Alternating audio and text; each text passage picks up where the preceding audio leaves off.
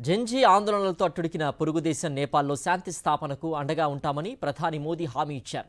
తాత్కాలిక ప్రభుత్వ ప్రధానిగా ఇటీవల బాధ్యతలు తీసుకున్న మాజీ ప్రధాన న్యాయమూర్తి జస్టిస్ సుశీలా కార్కితో ఆయన ఫోన్లో మాట్లాడారు. శాంతి, స్థిరత్వం, పునరుద్ధరణకు ఆమె చేసే ప్రయత్నాలకు భారత మద్దతు ఇస్తుందని భరోసానిచ్చారు. నిరసనల్లో ప్రాణాలు కోల్పోయిన వారికి సంతాపం తెలిపారు. సోషల్ మీడియాపై నిషేధంతో మొదలై అవినీతికి వ్యతిరేక ఉద్యమంగా మారిన నేపాల్ ఆందోళనలు ఇటీవల హింసాత్మకంగా మారాయి. ఈ నేపథ్యంలో కేపీ శర్మ ఓలీ సర్కార్ కుప్పకూలింది.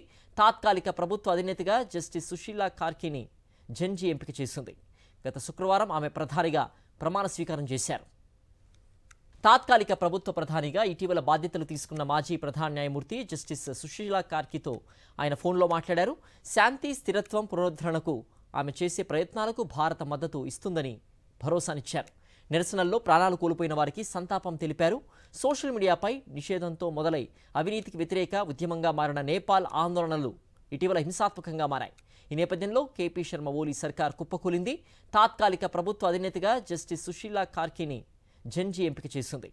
గత శుక్రవారం ఆమె ప్రధానిగా ప్రమాణ స్వీకారం చేశారు.